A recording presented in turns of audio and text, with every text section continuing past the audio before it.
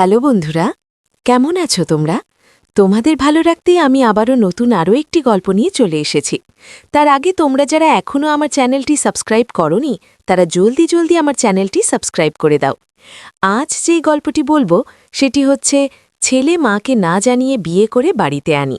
বুঝতেই পারছো বেশ মজার হতে চলেছে গল্পটি, তাই ভিডিওতে একটা লাইক দিয়ে গল্প উপভোগ করতে থাকো। ছেলের সাথে নতুন বেনারসি পরা ঘোমটা টানা এক মেয়েকে দেখে অবাক হয়ে গেলেন মা। নিঃসন্দেহে এটা ছেলের বিয়ে করা বউ, সদ্য বিয়ে করে এনেছে। কিন্তু অমিতের মতো ছেলে বাবা মাকে না জানিয়ে বিয়ে করতে পারে না। সবকিছু কেমন যেন অদ্ভুত লাগছে মায়ের কাছে। মা কাছে এসে ছেলের মুখের দিকে তাকালেন। অমিত নতমস্তকে মেঝের দিকে চেয়ে আছে। ওর চোখে মুখে অন্যরকম একটা ব্যাপার কাজ করছে। নতুন বিয়ে করার পর যেমন ভয় লজ্জা সবকিছু একসাথে কাজ করে, অনেকটা সেরকমই।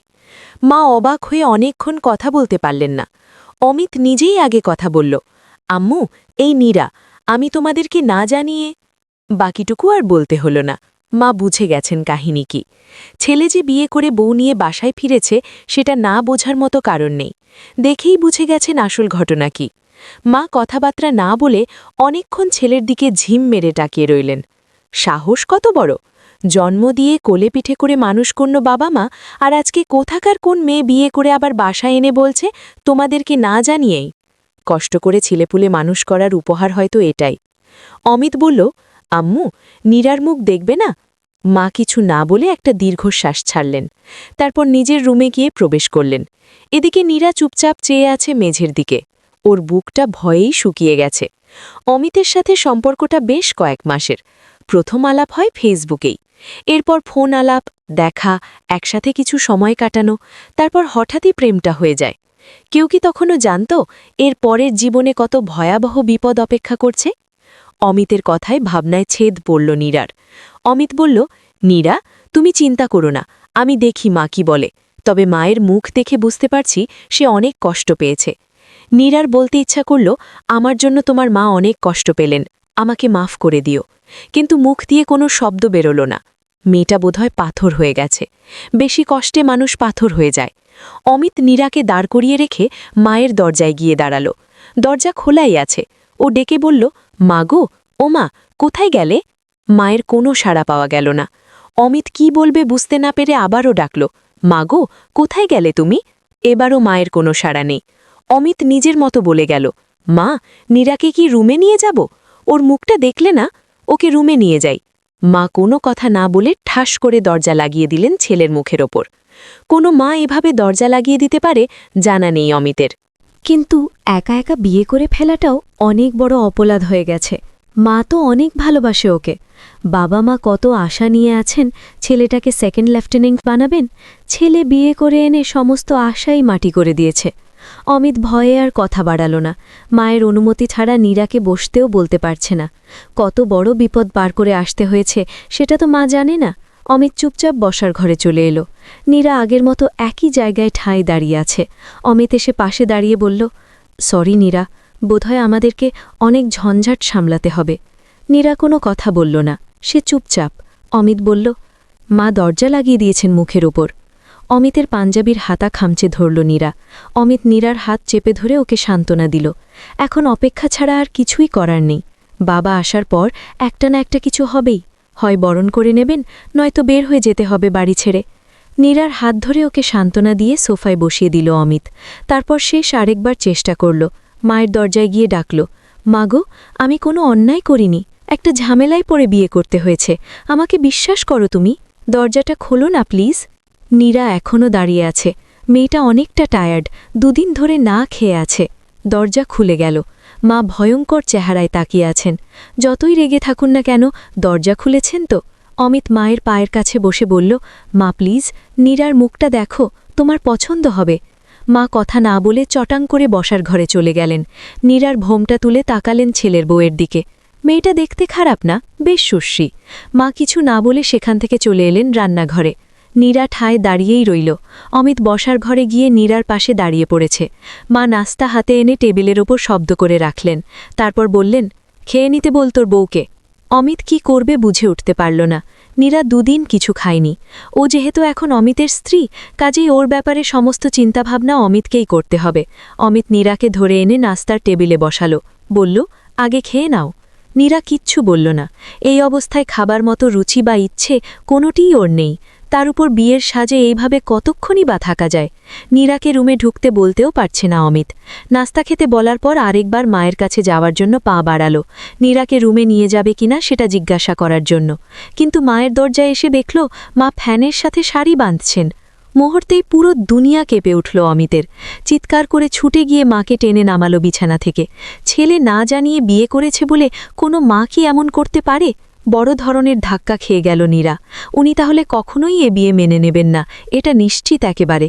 নীরা মাথা নিচু করে বসে আছে। অমিত মায়ের মাথাটা কোলের ওপর নিয়ে বসে আছে। মাকে বারবার করে বুঝিয়ে বলছে যেন ওকে ভুল না বোঝে। মা কোনো কথা বলছেন না। ওনার হাইপারটেনশন বেড়ে গেছে। সব দিক দেখে দুশ্চিন্তা বাড়ছে নীরার। অমিতের বাবা এসে গেছেন। উনি ছেলের শুদ্ধ বিয়ে করা বউকে দেখে তেমন অবাক হননি।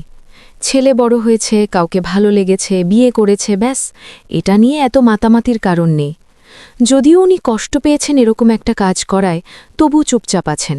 অমিত মায়ের সেবা করছে মন দিয়ে। নীরার কথা ভেবে খুব কষ্ট হচ্ছে ওর।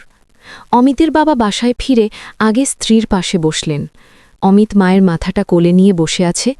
নীরা ওদের থেকে দূরত্ব বজায় রেখে মাথা নিচু করে মেঝের দিকে চেয়ে আছে। সবাই চুপচাপ। অমিতের বাবা আগে কথা বললেন। স্ত্রীর হাতটা ধরে বললেন, উঠে বসো। কি হয়েছে তোমার? ছেলে যেটাতে ভালো থাকবে সেটাই করেছে, তুমি এত পাগলামি করছো কেন? উনি স্বামীর দিকে একবার তাকালেন।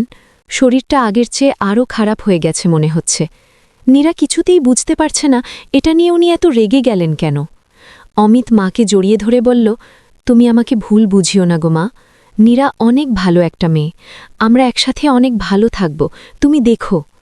মা ছেলের মুখের দিকে একবার তাকিয়ে স্বামীকে বললেন, ঠিক আছে, তুমি যা বলবা। উনি বালিশে মুখ গুজে দিলেন। অমিত নীরার মুখের দিকে তাকালো। নীরার মনে হচ্ছে শাশুড়িমা একটু বেশি বেশিই করছেন, তবে মা তো হয়তো কষ্টটা বেশি পেয়েছেন, সেটা ভেবে নিজেকে সামলে নিল নীরা। অমিতের বাবা বললেন, মেয়েটা তো দেখতে ভালোই, অমিত যদি মনে করে একে নিয়ে ভালো থাকবে, আমরা আর আপত্তি কেন করব বলো? ছেলের জন্য সারা জীবন অনেক কষ্ট করেছি, এখন এই ইচ্ছেটা পূরণ করি। অমিত মাথা নিচু করে ফেলল লজ্জায়। নীরাকে ভালোবেসে বিয়ে করেছে ও। গত দুদিন আগে ভয়াবহ বিপদের সম্মুখীন হয়েছে মেয়েটা। বাধ্য হয়ে বিয়ে করতে হয়েছে অমিতকে। এই পরিস্থিতিতে নীরাকে ফেলে আসাটা কাপুরুষোচিত কাজ হয়ে যেত। কিন্তু এখন কি করবে ও? মা যে অনেক কষ্ট পাচ্ছেন। মা বললেন, ঘরে যা অমিত, বউ নিনে যা। আর কিছু বললেন না উনি। নীরা হতভম্ব হয়ে তাকিয়ে আছে। জীবনটা অনেক কঠিন, ওর জীবনটা আরও বেশি কঠিন। জীবনের প্রত্যেকটা ভাব ধীরে ধীরে কঠিনে রূপান্তরিত হয়েছে। অমিত নীরাকে নিয়ে নিজের রুমে চলে আসলো। নীরার মুখের দিকে তাকানো যাচ্ছে না। মেয়েটার চেহারায় দুশ্চিন্তার ছাপ স্পষ্ট। অমিত দুহাতে ওর মুখটা ধরে বলল, টেনশন করছো নীরা?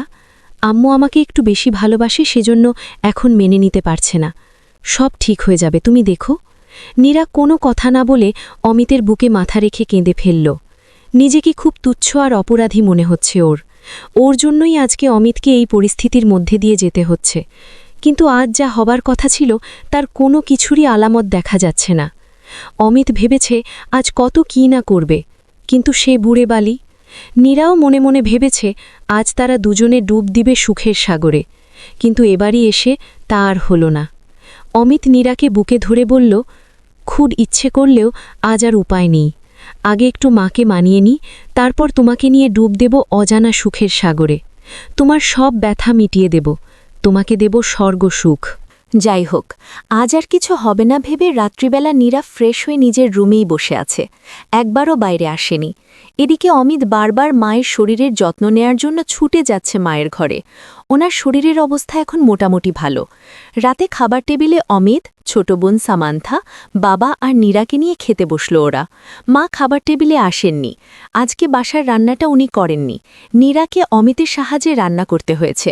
অমিত মাকে খাবার দিয়ে আসলো রুমে, তুলে খাওয়ানোর চেষ্টা করল, কিন্তু উনি গ্রহণ করলেন না, বরং হাত ধুয়ে এসে খেতে বসলেন। অমিত নিজেকে সান্ত্বনা দিল এই বলে যে সব ঠিক হয়ে যাবে, নিশ্চয়ই সব ঠিক হয়ে যাবে। খাবার শেষ করার পর রুমে এলো অমিত আর নীরা। বাড়িটা শুনশান চুপচাপ। নীরাকে টুকটাক বিভিন্ন জিনিস বুঝিয়ে বলছে অমিত। নীরা মনোযোগ দিয়ে শুনছে। অমিতের প্রথম উপদেশ ছিল মাকে বুঝিয়ে দিতে হবে মেয়েটা অমিতের জন্য পারফেক্ট, ধীরে ধীরে সবকিছু ঠিক হয়ে যাবে। তারপর অমিত আর নীরা তাদের রুমে এসে ঘুমিয়ে পড়ল। আসলে এই পরিস্থিতিতে কোনো কিছুই ভালো লাগত না, বরং শান্তির বদলে অশান্তি বাড়িয়ে দিত। তাই তারা আর কিছু না করে একে অপরকে জড়িয়ে ঘুমিয়ে পড়ল। সকালবেলা সবাই ঘুম থেকে ওঠার আগেই নীরা উঠে পড়ল, ফ্রেশ হয়ে নামাজ পড়ে নিল। তারপর এলো রান্নাঘরে। কোনো কিছুই ওকে দেখিয়ে দিতে হয়নি, নিজ জ্ঞান বুদ্ধি দিয়ে কাজগুলো করার চেষ্টা করল। পরোটা বানালো, অমলেট করল, সব থালা বাসন মেজে ধুয়ে পরিষ্কার করে নিল। নাস্তার টেবিলে সব খাবার সাজিয়ে রেখে রুমে এলো। অমিতের ঘুমন্ত মুখের দিকে তাকিয়ে বড্ড মায়া লাগল ওর। মাথার কাছে বসে অমিতের চুলে হাত বুলিয়ে দিতে লাগল। অমিত চোখ মেলল কিছুক্ষণ পরে। নীরাকে স্নিগ্ধ অবস্থায় দেখে ঠোঁটের কোণে হাসি ফুটিয়ে তোলার চেষ্টা করল। জিজ্ঞেস করল, এত সকালে উঠেছ? সব কাজ শেষ করেছি অমিত। অমিত বলল, তুমি যদি কিছু মনে না করো তাহলে একটা কথা বলি। বাথরুমে দেখো বালতিতে আম্মুর ভেজা কাপড় আছে, আব্বুরও থাকতে পারে। তুমি কি ওগুলো একটু ধুয়ে দিবা? তাহলে মা অবাক হয়ে যেত। নীরা হেসে বলল, সেটা কি আমি বাকি রেখেছি ভেবেছ? আমি মায়ের সমস্ত কাপড়চোপড় ধুয়ে শুকাতেও দিয়ে এসেছি। অমিত অবাক হয়ে বলল, সত্যি? মায়ের মনটা গলাতেই হবে কিন্তু। তুমি পারবে নীরা, তুমিই পারবে। কি আদর্শ পুত্রবধূ হয়ে উঠতে?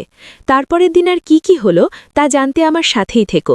আর গল্পটি তোমাদের কেমন লাগলো তা আমাকে জানিয়ে দিও।